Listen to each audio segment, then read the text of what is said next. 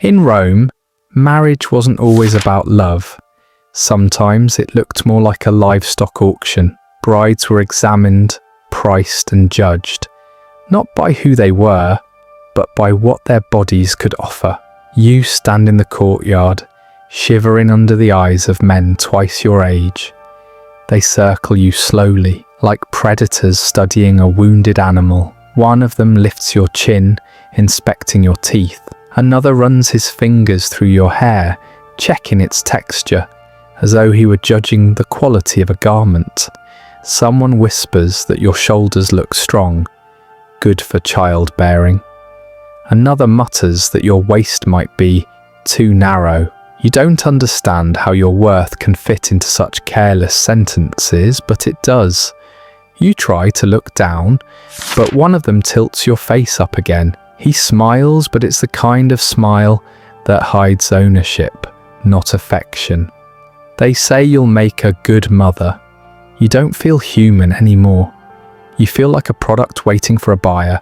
In ancient Rome, that's exactly what brides were. The Roman marriage market wasn't romantic, it was transactional. Every detail of a girl's life could be reduced to a number, a rumour, or a price.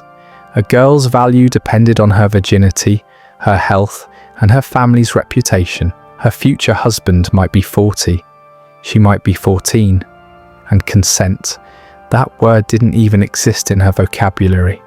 A father decided everything, who she married, when, and for what gain. Marriage wasn't about affection, it was about alliances, politics, and survival.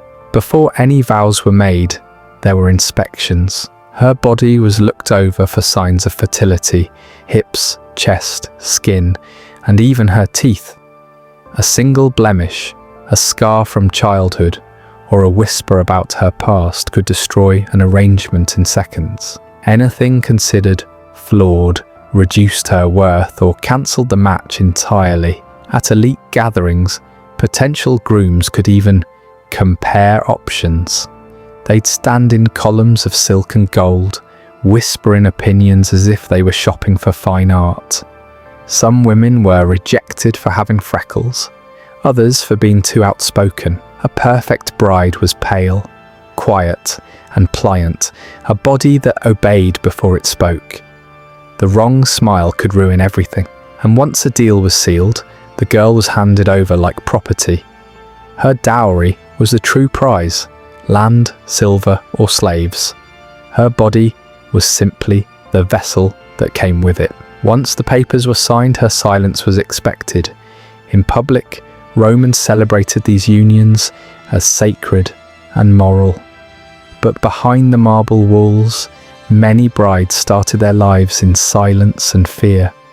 They weren't wives yet, just possessions transferred from one man to another. If she cried during the ceremony, no one asked why. If she trembled on her wedding night, no one cared. That's the part of Roman civilization history rarely talks about. The truth that for many women, marriage wasn't a beginning, it was the end of choice. The Roman marriage inspection wasn't whispered about, it was tradition, and in Rome tradition held more power than morality ever could. Fathers, senators, and priests stood by it proudly, calling it duty and order. But for the girls standing half-dressed under torchlight, it was humiliation, wrapped in ceremony. Before any marriage could be approved, the bride's body had to be declared fit. Her hands were examined to see if they were calloused, a sign of labour. Her skin for marks of disease. Her hips for signs she could bear children easily. Even her breath was tested. Bad breath meant bad health, they believed. To them, she wasn't a person preparing for marriage. She was livestock passing inspection.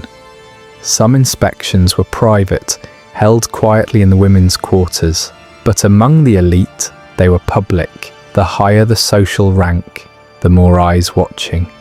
It was a strange paradox. The richer the girl, the less privacy she had. Men debated her like a piece of property on auction. Strong bones, one would say. Too thin, another countered. Every opinion carried a cost, and every cost was paid by her dignity. A woman's virginity was her father's reputation. If her purity was questioned, it wasn't just shame, it was economic ruin. Dowries could be withdrawn, alliances shattered, and families disgraced overnight. So fathers became the first gatekeepers. They'd hire midwives or older matrons to check their daughters before presenting them. The test was invasive, humiliating, and irreversible, and the silence that followed it, that was the sound of control. Those who failed were often sent away quietly. A feverish girl, a rumour of disobedience, a scar from childhood, any of these could ruin her chances forever. Some were forced into servitude, others into temples, becoming vestal virgins, sworn to purity they didn't choose. It wasn't holiness they sought, it was survival. Meanwhile, men faced no such scrutiny. A groom could be adulterous, diseased, or cruel, and still be called honourable. Marriage for him was a symbol of power. Marriage for her was the end of freedom. And when the deal was finalised, the bride was paraded through the streets. Flowers were thrown, drums were beaten, and the crowd called it sacred. But behind her veil, her face was pale and her eyes hollow. She wasn't walking into love, she was walking into ownership. Rome called this civilization. They built monuments to their gods, wrote laws about honour, and preached about virtue. Yet in the same breath they stripped young girls of agency and called it family duty. It wasn't just a system, it was a performance perfected through generations. And the most terrifying part? No one questioned it. Because in Rome, cruelty was only considered cruelty when it happened to men. Once the inspection was done and the vows recited, the ceremony was over. But for most Roman brides, that was when the real captivity began. Marriage was a contract, not of affection, but of ownership. The moment the girl crossed her husband's threshold, her identity dissolved into his. Her name was still spoken, but her rights weren't. Everything she owned, everything she inherited, even her future, legally belonged to him. The Romans had a word for it. Manus, in the hand. And that was exactly where she stayed. From that day, she was judged by how invisible she could be. A good wife was quiet, modest, and loyal, no matter what loyalty cost her. If her husband humiliated her, she stayed. If he struck her, she prayed. If he took lovers, she looked away. That was considered virtue. In public, she was paraded as the symbol of Roman morality. At home, she was the labourer of expectation, tending the house, producing heirs, maintaining grace. If she couldn't bear children, whispers followed her everywhere. The blame always fell on her body, never his. And when sons were born, they belonged to him alone. If daughters came instead, they were often met with silence. Another future bride for another inspection. For elite women, the house was a gilded cage. For poorer ones, it was a battlefield. Some toiled beside their husbands, on farms or in workshops, earning nothing for themselves. Others became widows too soon, left with no property, no family name, and no choice but to remarry quickly, often to men who saw them as little more than a transaction. But behind closed doors, small rebellions began. Some women learned to use their silence as strategy, influencing their husbands through careful words and timing. A few, like the legendary Cornelia or Livia, mastered the art of appearing submissive, while quietly shaping politics from the shadows. They understood the Roman rulebook well enough to twist it in their favour. They couldn't escape the system, so they manipulated it. Still, for every powerful wife history recorded, thousands more disappeared into anonymity. Their names were never carved into marble. Their faces were never painted. They existed only in dowry lists and family ledgers, evidence of exchange, not existence.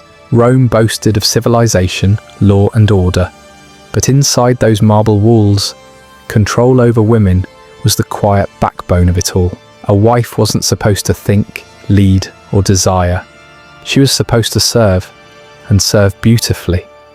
And when she smiled in portraits, history mistook it for contentment.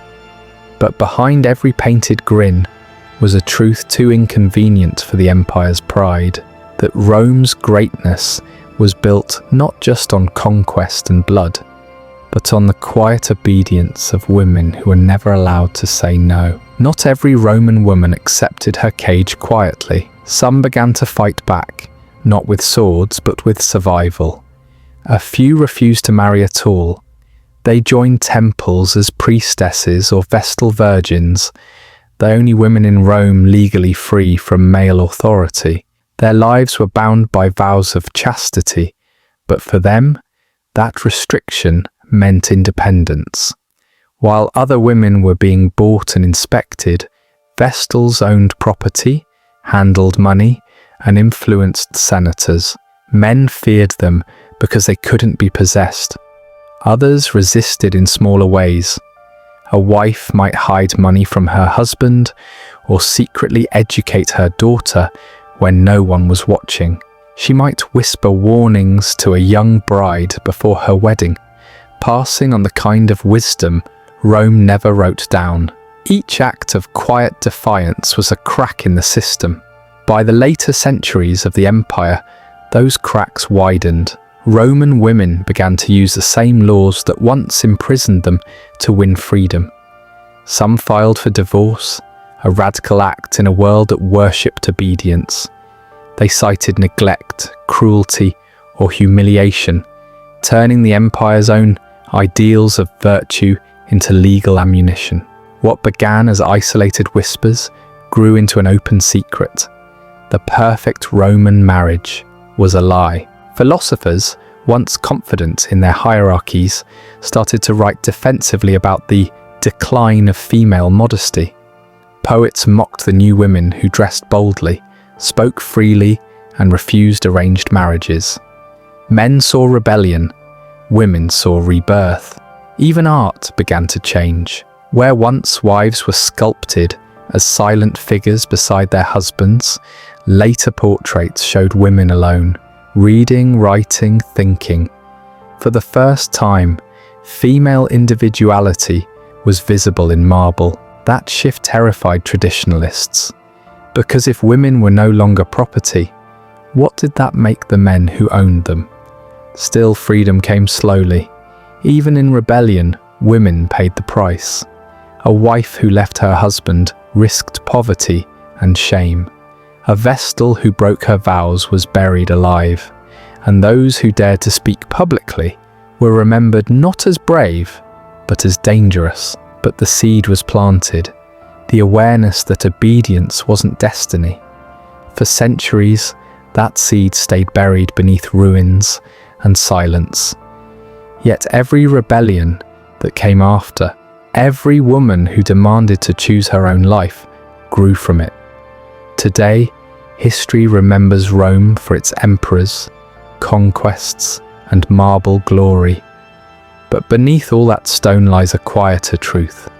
Its civilization stood on women who were expected to remain voiceless, and the few who refused to. They weren't just part of history, they were its heartbeat, proof that even in the most controlled world, humanity finds a way to breathe.